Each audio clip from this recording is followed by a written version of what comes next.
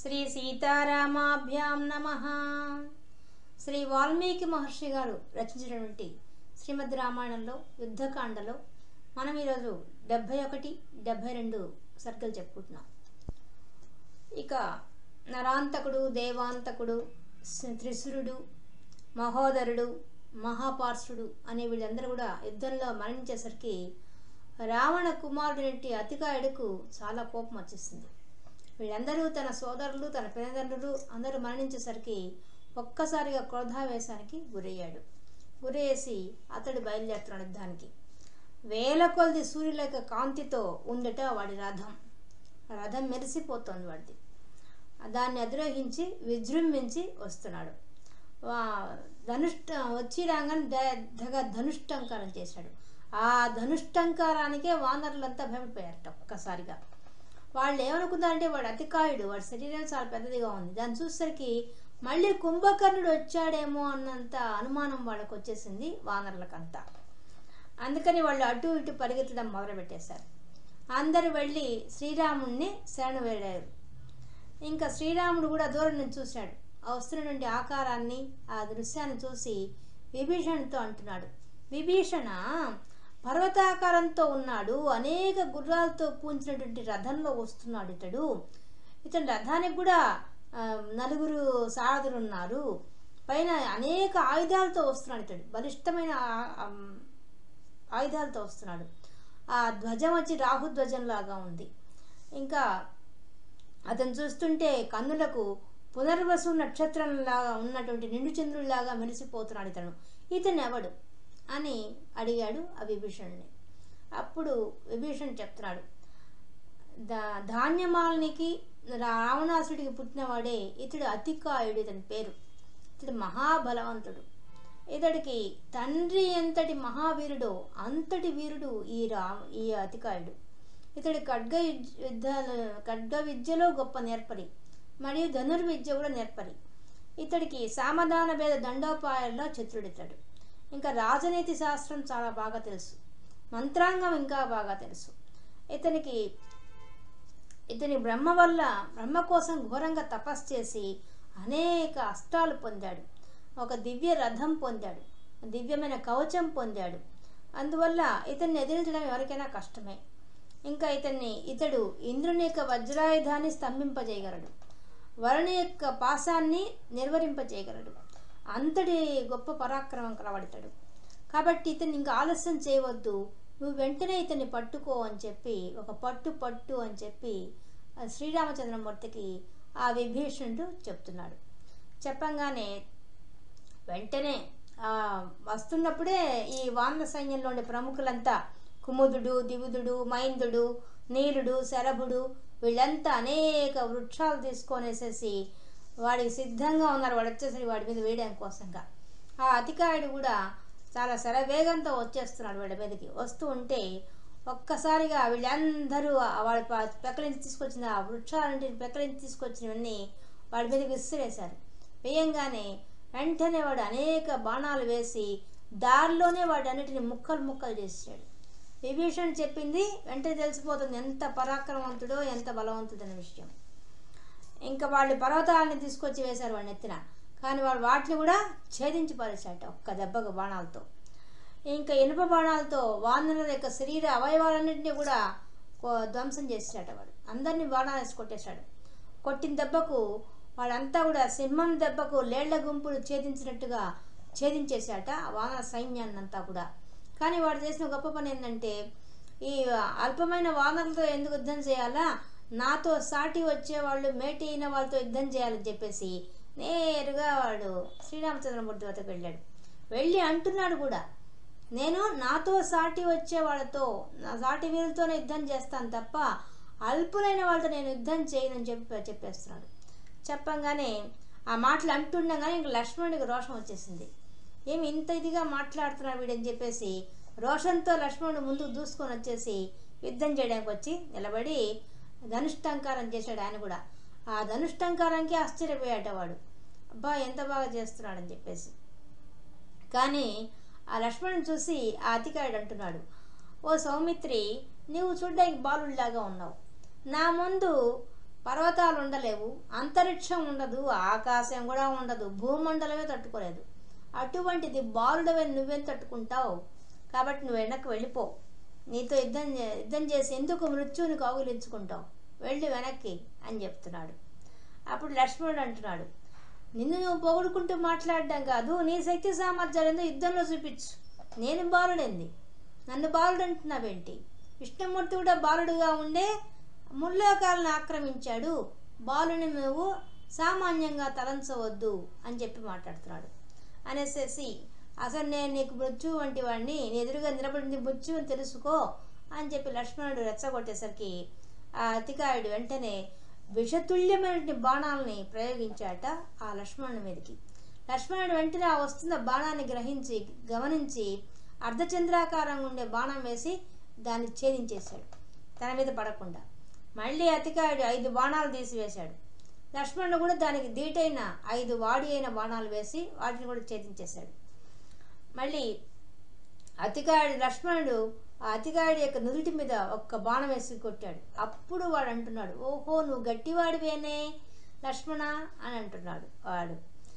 మళ్ళీ ఇంకా అతికాయుడికి కూడా కోపం వచ్చేసి వరుసగా 1, 2, 3, 4, 5, 6, 7 అనేక రకాల బాణాలు వేయడం మొదలుపెట్టేశాడు లక్ష్మణుడి మీదకి. లక్ష్మణుడు కూడా వాటికి ధీటిగా జవాబు చెప్పేటట్టుగా బాణాలు వేసి వాటన్నిటిని ఛేదించేశాడు. ఇంకా ఒక్క బాణంతో లక్ష్మణుడి యొక్క వక్షస్థలం మీద కొట్టాడు ఆ అతికాయుడు. కొట్టిన దెబ్బకు లక్ష్మణుడికి వెంటనే రక్తం చిమ్మింది. కానీ లక్ష్మణుడు ఆ బాణాన్ని పెరికి అవతల పారేసి మళ్ళీ యుద్ధానికి ముందుకొచ్చాడు. ఇంకా లక్ష్మణుడు ఒక అస్త్రాన్ని మంత్రించి, అది ఆగ్నేయాస్త్రం, దాన్ని మంత్రించి వెక్కుబెట్టాడు. అది జ్వాలలాగా మండుతూ వాడి మీదకి పోతోంది ఆగ్నేయాస్త్రం. అది గమనించి వాడు సౌరమంత్రాన్ని మనం చెప్పించి వాడు కూడా ఆ 2వ అస్త్రాన్ని వేశాడు. వేయంగానే ఆ 2 అస్త్రాలు పోయేసేసి ఆకాశంలో, అంటే లక్ష్మణుడు వేసిన బాణము అస్త్రము ఈ అతికాయుడు వేసిన అస్త్రం 2 పోయి ఆకాశంలో ఢీ కొట్టుకొని ఒకటి మసి చేసుకొని కింద పడిపోయినాయి. ఇంకా మళ్ళీ ఆ అతికాయుడు వచ్చి ఐషికాస్త్రం వేశాడు, లక్ష్మణుడు ఐంద్రాస్త్రం వేశాడు. ఇంకా అతికాయుడు యామ్యాస్త్రం వేశాడు, లక్ష్మణుడు వాయువ్యాస్త్రం వేశాడు. ఈ విధంగా అస్త్రాలు వేసుకుంటూ మంత్రించిన అస్త్రాలు ఉపయోగించడం మొదలుపెట్టేశారు వాళ్ళు. కానీ అవి కూడా ఒకదానికి ఒక ఢీ కొట్టుకొని అవి వ్యర్థమైపోయినాయి. ఇంకా లక్ష్మణుడు అనేక బాణాలు వేశాడు, శరధార కురిపించాట వాడి మీదకి, అతికాయుడి మీదకి. కానీ ఆ బాణాలని పోయి వాడి యొక్క కవచాన్ని గుచ్చుకొని ఆ ములుకులు కూడా విరిగిపోయి కింద పడిపోతున్నాయట. అంతేగాని వాడికి కొంచెం కుట్టినట్టు కూడా కావడం లేదట. అది చూసి ఆశ్చర్యపోయాడు లక్ష్మణుడు. ఏంది ఇన్ని బాణాలు వేస్తున్నా కూడా వాడికి ఏం కావడం లేదు, అసలు ఒక్కరవ కూడా దెబ్బ తగలడండి వాడికి. దాంతో ఇంకా వేల కొద్ది బాణాలు వేశాడు, అయినా ఏమీ కాలే వాడికి. ఇంకా అట్లా కాదని చెప్పేసి రథసారథి మీద బాణం వేసి రథసారథిని చంపేశాడు, అశ్వాలను సంహరించేశాడు, ఇంకా ధ్వజాన్ని ధ్వంసం చేశాడు. ఇంకా అన్ని చేసినా కూడా అన్ని చుట్టూ ఉండవని పోతున్నాయి, కానీ వాడికి ఏం కావడం లేదు అసలు అతికాయుడికి. అది గమనించాడు ఈ లక్ష్మణుడు. ఏం చేస్తే వీడు మరణిస్తాడు? తీవ్రంగా ప్రయత్నం చేస్తున్నాడు లక్ష్మణుడేమో, తీవ్రమైన బాణాలు వేస్తున్నాడు, తీవ్రంగా ప్రయత్నం చేస్తున్నాడు, కానీ ఓడిపోతున్నాడు. అప్పుడు వాయుదేవుడు వచ్చి రహస్యంగా లక్ష్మణుడి చెవిలో ఒక మాట చెప్తున్నాడు. ఓ లక్ష్మణ, వీడు సామాన్యుడు కాదు, వీడు బ్రహ్మవరంతో కవచాన్ని పొందాడు. ఈ కవచం అవేద్యమైంది. వాడిని ఆ కవచం ఉన్నంతకాలం వాడిని ఎవ్వరూ ఏమీ చేయలేరు. వీడిని ఆ కవచాన్ని ఛేదించాలంటే బ్రహ్మాస్త్రాన్నే ప్రయోగించాలి. కాబట్టి నువ్వు బ్రహ్మాస్త్రాన్ని ప్రయోగించు, అప్పుడే నీకు వాడికి దెబ్బ తగిలే అవకాశం ఉంటుందని చెప్పి రహస్యంగా చెప్పేశాడు ఆయన. చెప్పగానే వెంటనే లక్ష్మణుడు బ్రహ్మాస్త్రాన్ని సంధించాడు. ఎప్పుడైతే బ్రహ్మాస్త్రాన్ని సంధించాడో ఒక సూర్యుడు క్షోభించబడ్డాడు, చంద్రుడు క్షోభించబడ్డాడు, నలుదిక్కులు క్షోభించబడ్డాయి, ఆకాశం క్షోభించబడింది, భూమి కంపించింది ఒక్కసారిగా ఆ బ్రహ్మాస్త్రం ధాటికి. ఇంకా దాన్ని వదలగానే అది అగ్నిజ్వాలలాగా చిమ్ముతూ ఆ అతికాయుడు అది గమనించాడు. అది రావడం అగ్నిజ్వాలగా వస్తున్న అస్త్రాన్ని చూడంగానే, ఆ బ్రహ్మాస్త్రాన్ని చూడంగానే వెంటనే అతికాయుడు అనేక బాణాలు వేశాడు. కానీ ఎన్ని బాణాలు వేసినా అది మాత్రం గరుత్మంతుడిలాగా వేగంగా దూసుకొస్తుంది వాడి మీదకి. వచ్చేసి మళ్ళీ దగ్గరకు వచ్చే కొద్దీ వాడు ఇంకా దాన్ని ఆపడం కోసంగా బల్లం వేశాడు, ఈట వేశాడు, కత్తి వేశాడు, గద వేశాడు. ఎన్ని వేస్తున్నా కూడా దాన్ని మాత్రం ఆపలేకపోయాడు అతను. అది నేరుగా వచ్చేసి ఆ అతుగాయన యొక్క శిరస్సును కాస్త ఖండించేసేసాడు. ఒక్క దెబ్బకు వాడు హిమాలయ పర్వత శిఖరం వలె పడిపోయాడు, నెలకూలిపోయాడు. వెంటనే రాక్షసులంతా గగ్గోలు పెట్టేశారు. ఎందుకంటే అతికాయుడు అంత బలవంతుడు పడిపోతాడు వాడు ఊహించలేదు. బాగా అందరూ యుద్ధం చేస్తున్న వాళ్ళంతా కూడా ఒక్కసారిగా యుద్ధం ఆపేసేసి వాడు కేకలు పెట్టుకుంటూ భయంతో పరుగులు పెట్టేశారు ఆ రాక్షస సమూహం అంతా కూడా. ఇంకా వానరులు అయితే ఆనందానికి అవధుల్లేవు. ఎందువల్ల వాడు రావడమే ఆ ధనుష్టాంకారమే భయం పెట్టించింది. కాబట్టి వాళ్ళంతా భయపడిపోయినారు. అటువంటిది లక్ష్మణుని సంహరించేసరికి లక్ష్మణుని కీర్తిస్తూ వాళ్ళంతా కేకలు పెడుతూ ఉత్సాహంగా ఆనందంగా ఉండిపోయారు వానరులు. ఇంకా ఇక్కడ రావణాసుడికి ఆ విషయం తెలిసిపోయింది. తన వాళ్ళంతా మరణించినట్టు, తన కొడుకులు తన తమ్ముళ్ళు అందరు చనిపోయినట్టు విషయం తెలిసింది. తెలిసేసరికి సభ ఏర్పాటు చేశాడు. అంతా రాక్షసులు అందరితో మాట్లాడుతున్నాడు.